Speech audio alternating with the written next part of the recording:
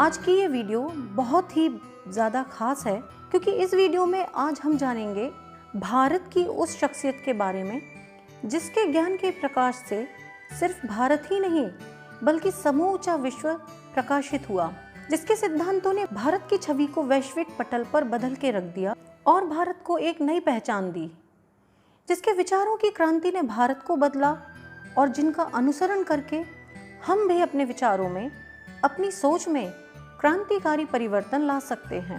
न जाने कितने महान लोगों ने जिनका अनुसरण किया। जी हाँ, आज की वीडियो में हम बात कर रहे हैं भारत के एक महान सन्यासी, महान व क्रांतिकारी विचारों वाले स्वामी विवेकानंद के बारे में। जी हाँ, स्वामी विवेकानंद भारत के एक ऐसे महान विद्वान पुरुष थे जिनके ज्ञान के प्रकाश के कारण संपूर्ण जगत में भारत के ज्ञान का प्रकाश फैला। निश्चय ही स्वामी विवेकानंद ने अपने क्रांतिकारी विचारों से युवाओं में नई सोच की अलख जगाने वाले महान पुरुष का उत्तरदायित्व बखूबी निभाया। यूं तो वो एक सन्यासी थे, किंतु उन्होंने लोगों के अंदर, खासकर युवाओं में एक नई नीति, नई सोच को सींचा। युवाओं के साथ साथ प्रत्येक उम्र वर्ग के प्रिय व चहेते रहे। उनका संदेश रहा कि अपने अंदर की शक्तियों को पहचानो और उनका उपयोग अपने परिवार, देश, जन कल्याण के लिए करो। उन्होंने वेदों के ज्ञान को बहुत ही साधारण शब्दों में लोगों तक पहुंचाने की कोशिश की। उन्होंने कई उपयोगी किताबें भी लिखी, जिनमें कर्म योग, ज्ञान योग, भक्ति योग, प्रेम योग, हिंदू धर्म, जाति, संस्कृति और समाजवाद, वर्तमान भारत आदि कुछ बहुचर्चित किताबें आज भी बहुत लोकप्रिय हैं। बहुत ही कम उम्र में इस दुनिया को अलविदा कहने वाले स्वामी विवेकानंद ने संपूर्ण दुनिया को यह संदेश दिया कि देश दुनिया के लिए कुछ क्रांति लाने के लिए, कुछ बहुत ही महान कार्य करने के लिए किसी को भी बहुत लंबी उम्र की आवश्यकता नहीं होती। अगर आपके इरादे मजबूत हो, अंदर दृढ़ इच्छा शक्ति हो, संकल्प अडिग हो, तो बहुत थोड़ी सी उम्र में भी हम बहुत कुछ कर सकते हैं। इस वीडियो में आइए जानते हैं प्रेरणा के स्रोत स्वामी जी के व्यक्तित्व से जुड़ी कुछ बातों के बारे में।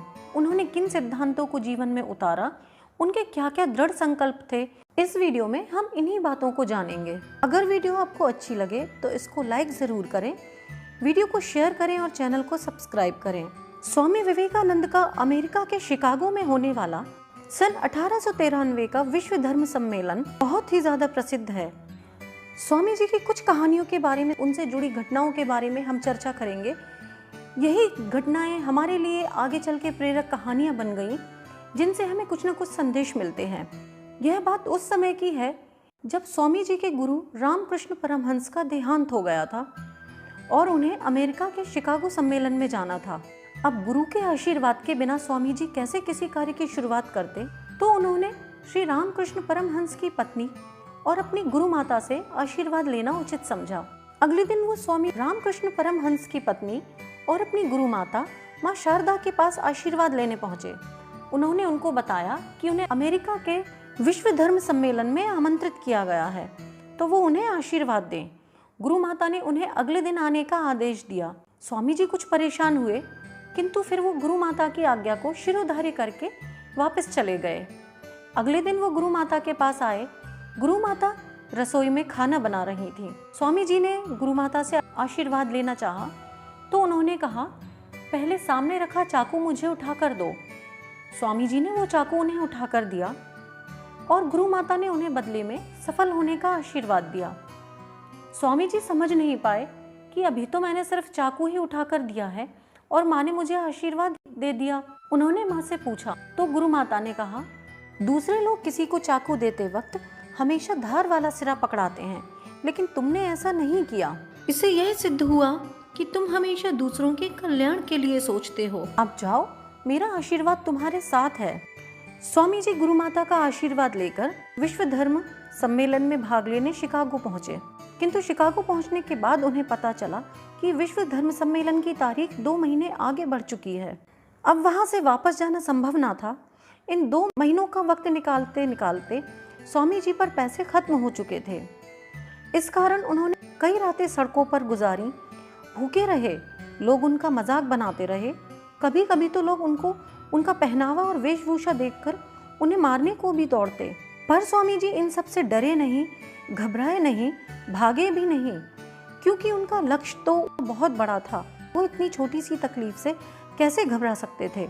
उन्हें भारत को विश्व पटल पर एक नई पहचान दिलानी थी। इतने संघर्ष के बाद जब वह शुभ दिन आया, जब स्वामी जी को शिकागो सम्मेलन में भाषण देना था, तो स्वामी जी ने जब भाषण देना शुरू किया तो उनके शब्दों के अमिट व अद्वितीय प्रभाव से उनके तेजस्वी मुखमंडल पर तैरते गजब के आत्मविश्वास में लिपटा एक एक शब्द जब सम्मेलन में उपस्थित लोगों के कानों से टकराया, तो मानो लोगों को भारत और भारत के इस महान संत से प्रेम हो गया और उनकी महानता पर गर्व अनुभव हुआ।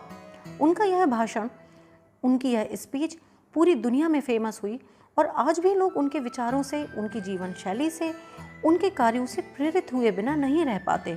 तो उनके जीवन की इस घटना से हमें यह समझ में आता है कि यदि हम अपने विचारों पर अडिग रहें, यदि खुद पर विश्वास हो, अपने आत्मबल को जागृत हम कर सकें, अपने लक्ष्य पर ध्यान केंद्रित रखें, तो हमें अपने लक्ष्य को प्राप्त करने से कोई नहीं रोक सकता। इसी सम्मेलन में भाग लेने के लिए जब स्वामी जी अमेरिका पहुंचे, तो उनका रहन सहन और पहनावा, उनके सिर पर पगड़ी और उनकी संतों की वेशभूषा को देखकर कुछ लोगों ने उनसे कहा कि आपके जेंटलमैन के कपड़े कहाँ हैं? यह कैसी संस्कृति है आपकी? तब स्वामी जी ने हाथ जोड़कर बड़ी ही विनम्रता से जवाब दिया कि हमारी संस्कृति वस्त्रों में नहीं, चरित्र के विकास में है, और आपकी संस्कृति का निर्माण आपका दर्जी करता है और हमारी संस्कृति का निर्माण हमारा चरित्र करता है। यदि विकास ही करना है तो अपने चरित्र का कीजिए, क्योंकि कपड़े और ऊपरी रहन सहन तो एक मिट्टी की मूर्त पर कर देने से भी क्या मिट्टी की मूर्त मानव की तरह प्रभावशाली बन सकती है? नहीं। और स्वामी जी का उत्तर सुनकर वह जेंटलमैन जो कि कपड़ों के बारे में स्वामी जी से चर्चा करने आया था, वहीं पर निशब्द हो गया। यानी कि इस कहानी से स्वामी जी ने सिंपल लिविंग और हाई थिंकिंग को भी उन्होंने बढ़ावा दिया कि अपने ऊपरी व्यक्तित्व को प्रखर और मुखर बनाने की जगह अपने अंदरूनी व्यक्तित्व को हमें दृढ़ बनाना चाहिए। अगला संदेश जो हमें स्वामी जी की कहानी से मिलता है वह यह कि अपने शब्दों पर अडिग रहें, अपनी बातों पर अडिग रहें। इस संदर्भ में स्वामी जी से जुड़ी एक महिला की कहानी याद आती है। एक बार एक महिला स्वामी जी के पास आई और बोली, मैं आपसे शादी करना चाहती हूँ। स्वामी जी ने कहा, किंतु मेरा विवाह संभव नहीं है, आप मुझसे क्यों विवाह करना चाहती हैं? इस प्रश्न पर महिला बोली कि मुझे आप ही के जैसा शौर्यवान, कीर्तिवान, महान विचारक पुत्र चाहिए, जिससे मेरा यश पूरी दुनिया में फैले। स्वामी जी ने उसी वक्त कहा, तो इसमें कौन सी दुविधा है? मैं अभी से आपका पुत्र बन जाता हूँ और आप मेरी माँ बन जाइए।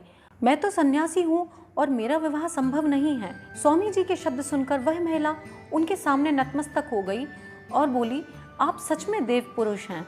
तो इस तरह से स्वामी जी खुद को सन्यासी सिर्फ शब्दों से ही नहीं कहते थे, वो मन से भी महान विचारक और सन्यासी ही थे।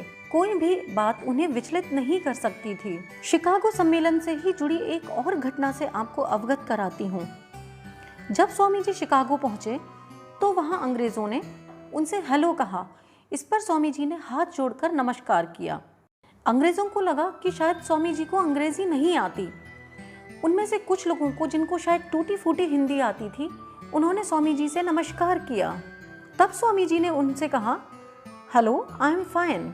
इस पर वह व्यक्ति आश्चर्य से बोला, ये क्या, जब हम आपसे अंग्रेजी में बात कर रहे थे तो आप हमसे हिंदी में बात कर रहे थे, और जब हम आपसे हिंदी में बात कर रहे हैं तो आप हमसे अंग्रेजी में बात कर रहे हैं। स्वामी जी धीरे से मुस्कुराए और दोनों हाथ जोड़कर बोले, जब आप अपनी माँ का सम्मान कर रहे थे, मैं अपनी माँ का सम्मान कर रहा था, और जब आपने मेरी माँ का सम्मान किया तो मैंने आपकी माँ का सम्मान किया।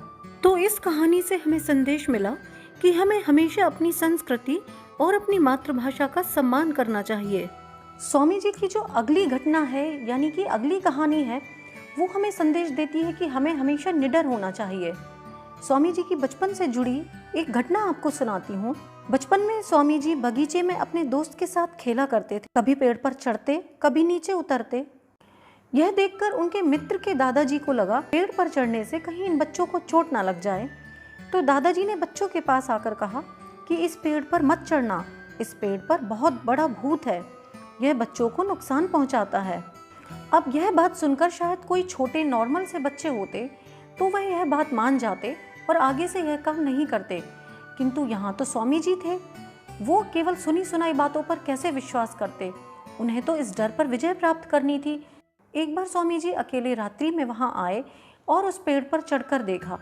जब वो पेड़ से नीचे उतर आए तो उन्हें एहसास हो गया कि उस पेड़ पर कोई भूत वूत नहीं है। अगले दिन उन्होंने अपने दोस्त से कहा कि इस पेड़ पर कोई भूत नहीं रहता है। यानी कि स्वामी जी की इस कहानी में यही संदेश छुपा है कि डर से डरो मत। हम डर से जितना डरेंगे वो डर हमें उतना ही डराएगा। डर से हारने की जगह उससे जीतो, क्योंकि डर के आगे निश्चय तौर पर जीत है। तो ऐसे थे स्वामी विवेकानंद के महान क्रांतिकारी विचार, उनके जीने के अटल सिद्धांत। स्वामी जी के द्वारा कहे गए कुछ प्रेरणात्मक वाक्य आज भी बहुत प्रचलित हैं, जिनमें से कुछ हैं: जिंदगी का रास्ता बना बनाया नहीं मिलता, इसे बनाना पड़ता है। जिसने जैसा रास्ता बनाया उसे वैसी ही मंजिल मिलती है। एक नायक बनो और सदैव कहो मुझे कोई डर नहीं। उठो, जागो और तब तक नहीं रुको जब तक तुम्हें लक्ष्य की प्राप्ति ना हो जाए। एक सफल इंसान बनने से पहले जरूरी है कि पहले खुद को एक समझदार और बुद्धिमान व्यक्ति बनाएं। तो दोस्तों, ऐसे थे हमारे स्वामी जी, इस देश की धरा के महान सपूत स्वामी विवेकानंद। स्वामी जी को कौन नहीं जानता। बहुत ही कम उम्र में उन्होंने अपने ज्ञान का लोहा मनवाया, सनातन धर्म का प्रतिनिधित्व किया, देश के युवाओं को आज़ाद भारत का सपना भी दिखाया। उनके अमेरिका में दिए गए यादगार भाषण की चर्चा हमेशा रहेगी। अपने इस भाषण से उन्होंने विदेशों में भारत की एक अतुल्य विरासत व ज्ञान का डंका बजाया। यहाँ स्वामी जी ने शून्य पर भाषण दिया था। तो ऐसा था हमारे स्वामी जी का महान क्रांतिकारी व्यक्तित्व।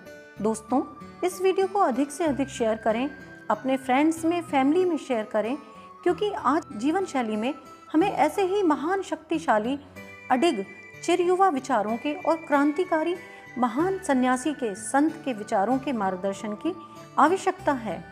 यदि हम कुछ करना चाहें तो छोटी उम्र में भी बहुत कुछ कर सकते हैं। स्वामी जी के जीवन से हमें यही प्रेरणा मिलती है। हमारे देश की धरा पर ऐसे महान सपूत हुए हैं, इस बात से आज की न्यू जनरेशन को भी वाकिफ होना चाहिए, जिससे उन्हें आगे आने वाले जीवन के लिए प्रेरणा मिलती रहे। तो ये वीडियो आपको कैसी लगी कमेंट बॉक्स में ज़रूर बताएं। अगर अभी तक आपने चैनल को सब्सक्राइब नहीं किया है तो चैनल को सब्सक्राइब करें, बेल आइकन को प्रेस करें, जिससे आने वाली वीडियो की नोटिफिकेशन आपको टाइम पर मिल सके। मिलते हैं फिर किसी ऐसी ही प्रेरणादायी वीडियो के साथ। तब तक अपना ख्याल रखें। Stay safe, stay blessed.